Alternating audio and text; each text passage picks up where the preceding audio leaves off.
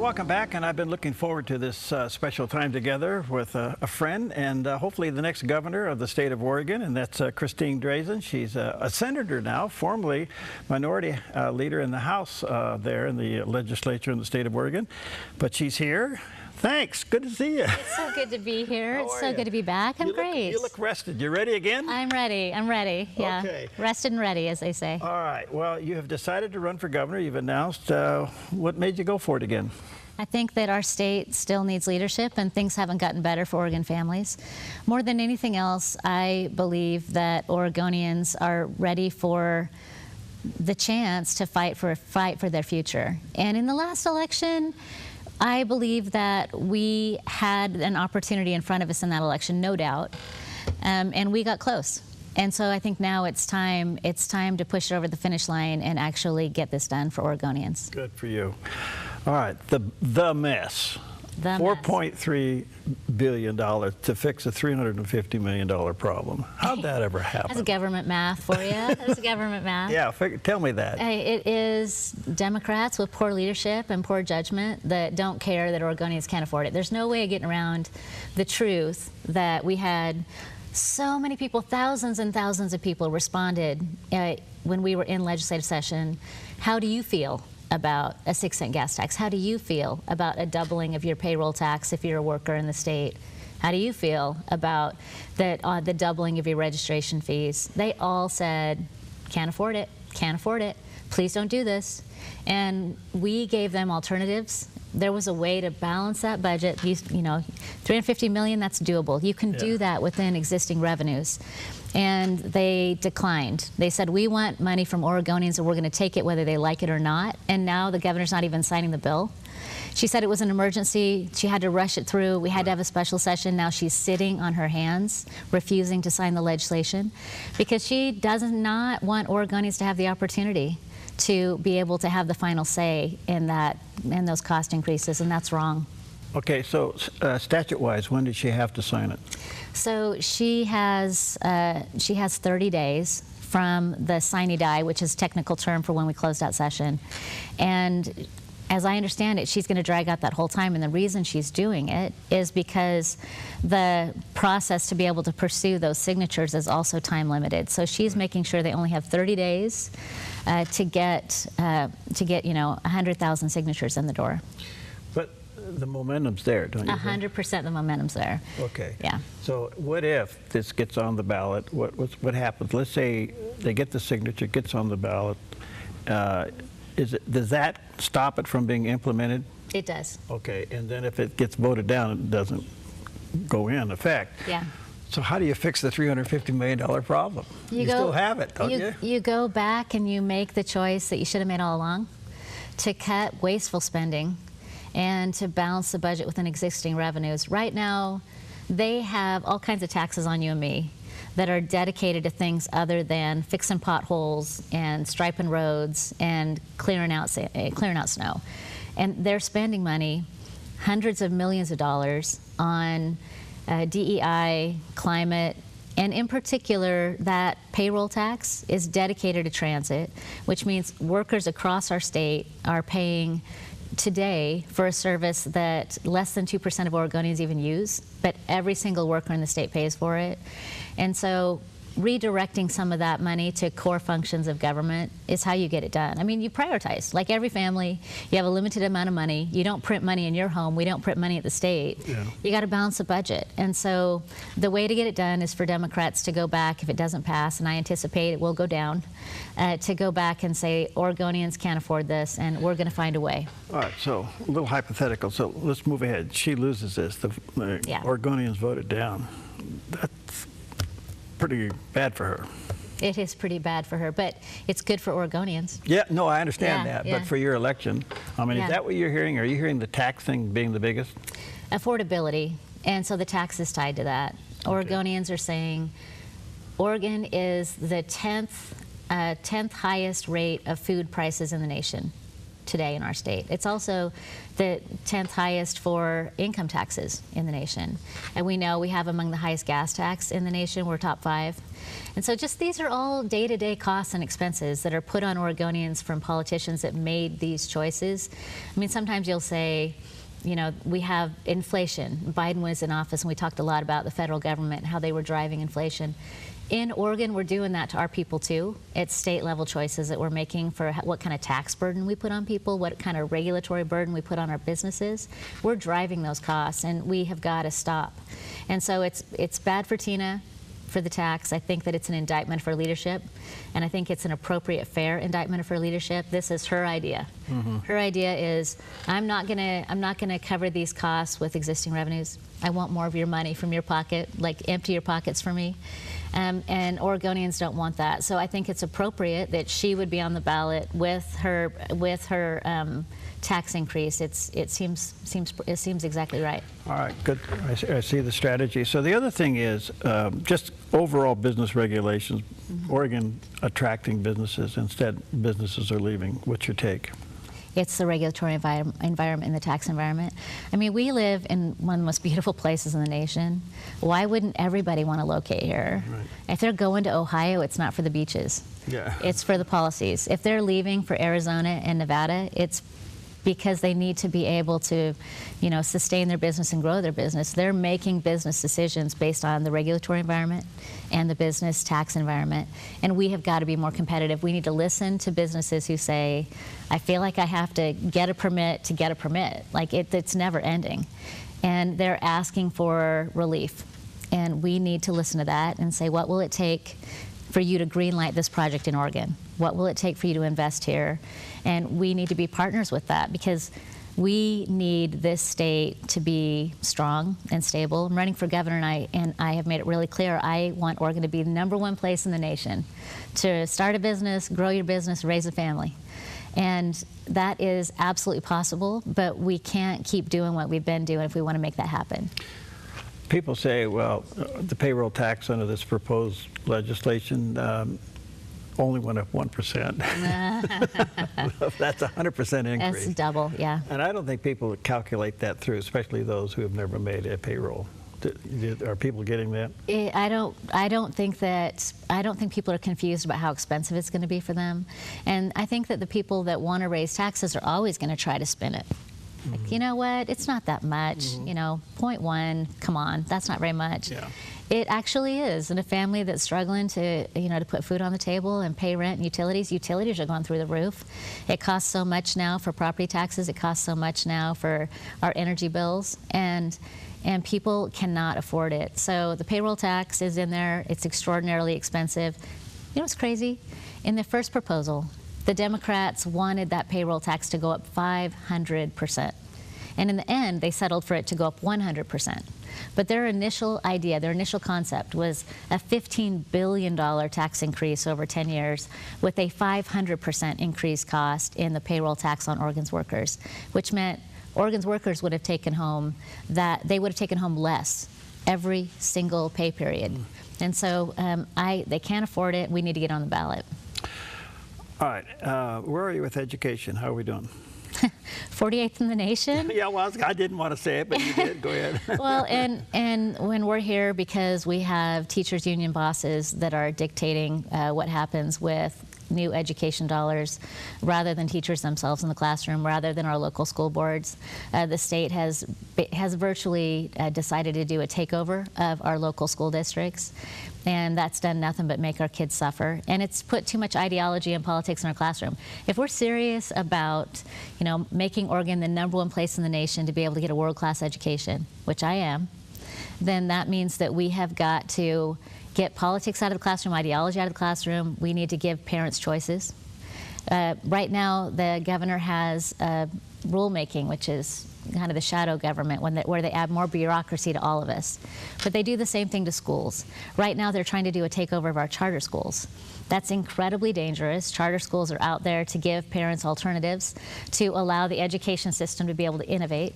And instead, under the guise of accountability, it really is a takeover of the final place where people can really innovate in Oregon schools right now. And charter schools are rising up in opposition to it, but so should parents, so should families. We need more choice, not less. So what would parent choice look like in education?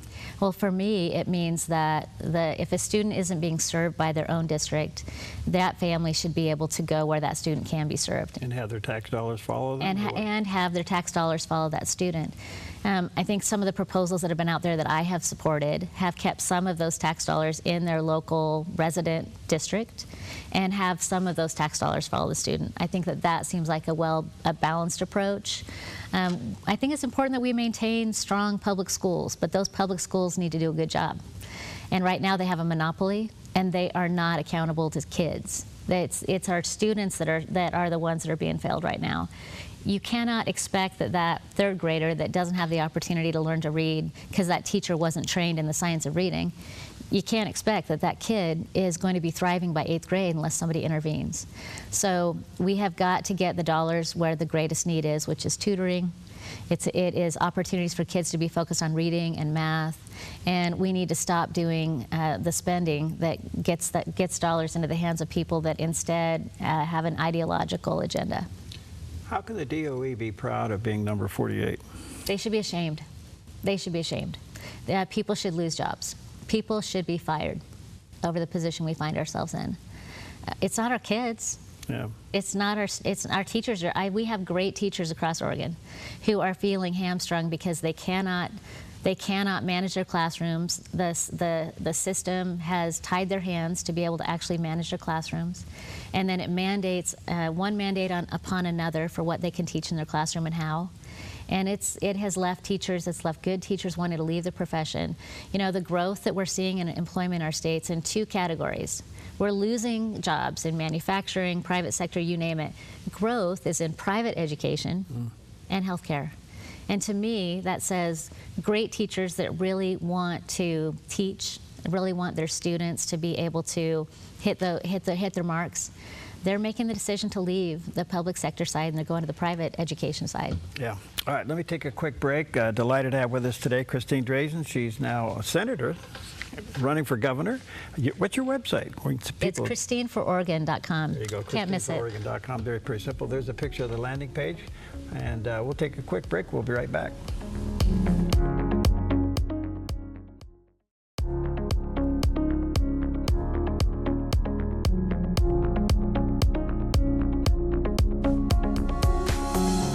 Welcome back, and what an honor to have with us today Senator Christine Drazan. She is, well, no stranger to Oregon politics. She recently served as the minority leader in the Oregon House. Now she's a senator, and she's going to run for governor, or is running for governor again. And so you can go to ChristineForOregon.com, and there's a picture of the landing page right there. You can check that all out. Good stuff. All right, a lot to talk to you about. One of the big things that came out was the proposed fire map, and then Senator Golden decided to vote against it. But the residual effect of that in the insurance world, property values, ability for people to get financing on the home, it's just been horrible. Yeah. It's what do we do now, Coach? You know, it was really important to get the repeal of that map across the finish line. Right. It was important to recognize that harmed Oregonians. It had to go. But now we find ourselves in a situation where the harm has been done, to your point, for a lot of these families, and costs are through the roof. We need to partner with the administration and do a better job of managing our forests, first of all. And we also have got to figure out how to get those insurance costs back down to reality again. There were so many folks that I heard from when we were talking about these maps in this last session that were saying, I'm never going to be able to sell my home.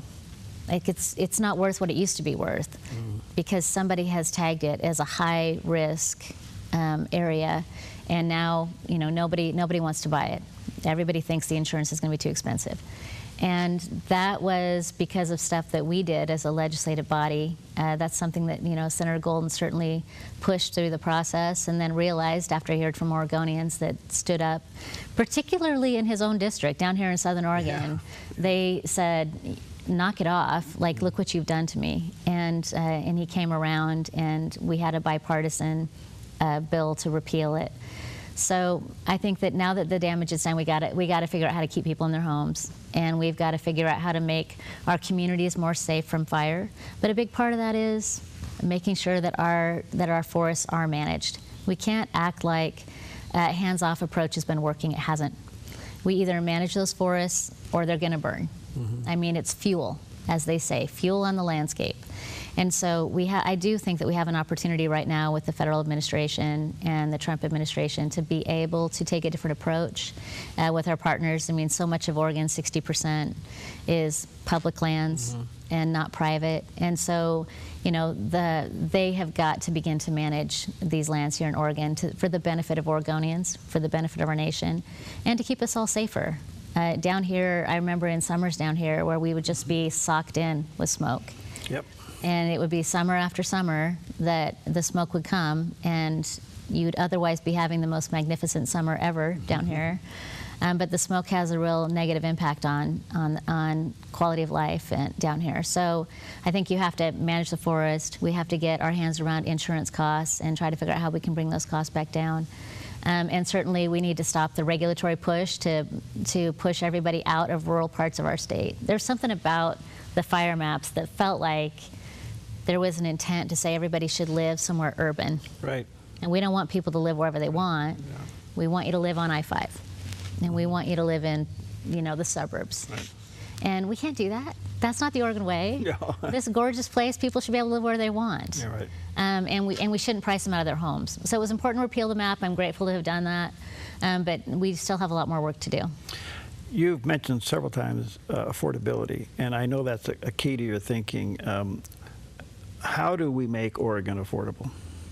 I know you talked about a lot of issues here, but at the end of the day, families meeting a monthly budget is getting harder and harder. You got $4.3 trillion coming at, or $1 billion coming at us for the next 10 years. How do we do this? Yeah. We have got to reduce the regulatory burden. That drives costs for businesses. When I talk to businesses, they'll say, listen, these are 3 or 4 employees that are shadow employees. They don't do anything to move my business forward. Their job is just to file the paperwork. Their job is just to meet the regulatory burden. That increases costs for goods and services. It just does. And so we are one of the highest regulated states in the nation for businesses, and we have some of the highest taxes.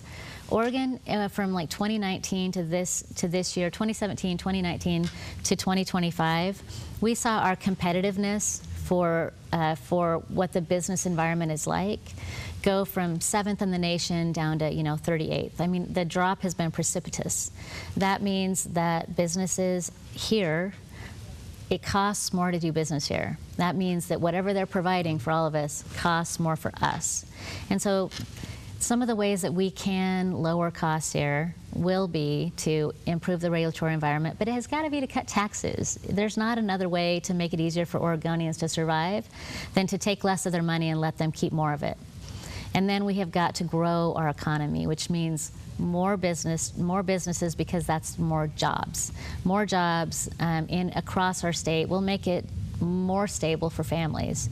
I mean, my family struggled with unemployment when I was growing up. I mean, I'm from Klamath Falls. And when I was young, my dad worked in lumber mills, and he's doing the best he could by our family. But as those jobs started to dry up, it doesn't just affect that one mill. It starts to affect the whole community. The whole place changes. When an employer goes out of business, then everybody that did business with that business goes out, struggles. Sure. And so those ripple effects matter. And so if we're talking affordability, it means we're also talking stability. We're talking personal safety for folks, whether or not your kids are hungry, whether or not you feel like you are stable enough financially to be able to take care of your family and keep them safe. It's all connected to each other. Back to just running the state. Is the state bureaucracy too fat? And why haven't we done more audits on agency to see if they're running efficiently? Yeah, they do audits, but they're kind of fake. That sounds like government. I know. They do audits to make sure 1 and 1 equals 2. They don't do audits to ask the question, should the 1 and the 1 have ever been spent in the first place? Right. And so I think we have lacked leadership for so long that the mindset has always been that the government should do everything for everyone, instead of government should have a narrow role and government should have hard, sharp edges. And outside of that, you have freedom. And you work in your community, and you work with your faith-based community, or you work with your local nonprofits, or you work hard to get that done. And for too long, we've had leaders who believe that government's the solution. Government is the problem. I think Ronald Reagan was pretty clear about that, wasn't he? Yeah, right, very clear. And so he was right. Yeah. We don't need government to solve every single problem. We need government to get out of the way, and we need government to get smaller and do core functions. We've been talking a lot recently about hunger in Oregon because the SNAP benefits were in question. And I believe that government has a role in our safety net. I think that that's proper. But you go too far outside of this and you enable a culture of dependency. We don't want to do that. We don't want to do that. We want to respect people enough to know they have something to contribute. We'd like to invite their contributions to their families into our communities. Just back to ODOT for a moment, the $350 million shortfall, isn't that a management issue within the agency? Oh, 100%. So Preaching to the why choir. are we fixing that? Yeah, somebody needs to be fired. They came before the legislature and they said that they had an accounting error of over $1 billion. Yeah. And they were super proud to say that they didn't spend the fake money that was never really there, but they accidentally were accounting for it. Nobody got fired. Nobody's held accountable in these agencies. We have leadership right now that is, managing for headlines, not managing agencies, and not managing government. They're too focused on public perception, not focused enough on metrics, accountability, results. We don't have leaders right now that are focused on results. And if we did, the billions of dollars that have been spent on homelessness would mean that we had fewer homeless on our streets. And instead we're spending billions and we're not seeing any improvement. And that's the same in schools. It's the same for public safety. It's the same for homeless response. It's certainly the same for addiction. We have in Oregon statute right now definitions of recovery that don't include sobriety. Like, what? I know. Recovery, according to Oregon's statutory definition, assumes that somebody is satisfied with the condition of their life at that stage. And it doesn't include sobriety. And that's enabling behavior. That is low expectations. That's what allows people to continue to live on our streets and slowly die in front of all of us. It is a human tragedy. It's wrong. It's morally wrong. And it's been going on for too long. A couple other quick questions before I run out of time. How do you think the ag industry in the state of Oregon is doing? They're struggling. So what's the answer? The answer is to stop regulating them out of business. This session was so hard to watch. There were bills this session that the ag community came forward and said, we will shut down. We will not grow food if you do this to us. They say the alternative to that is you won't have family-owned farms anymore. Corporations will have to come in, private equity will have to come in and take over our ag industry because nobody else can afford this level of financial exposure and risk. And so our choices were shut down our local family farms or let them be taken over by multinational conglomerates. Those are two really bad, poor policy choices that we shouldn't even be considering. But they are dictating labor costs we can't afford. They're trying to take away the tools of farming, trying to say you cannot use these tools, and we're requiring you to not use these pesticides or not manage for high production farming anymore. Everybody should be small farms that only do farmers markets. They have a place. But we also need farms that actually produce food for all of us to eat and survive. So I think that we need to pay attention to where the ag community's at, and we need to be responsive to what they're asking us to do. I got about a minute left, so go ahead and look in the camera and tell people why they should vote for you. there's an opportunity in this election cycle to be able to actually turn our state around. And I am running for Oregon because I believe in the promise of our state, and I believe in the character of our people. I don't believe that Tina Kotek does.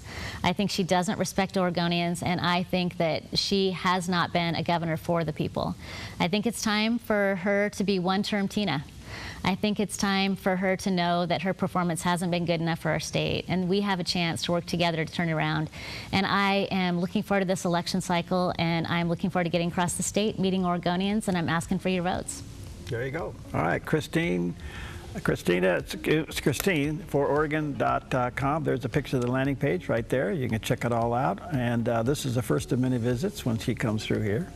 So Every the time. door is always open for you. Thank you. And thanks for coming in, and the best of luck to you. Thank you, Okay, Perry. good to see So you. good to see you. Okay.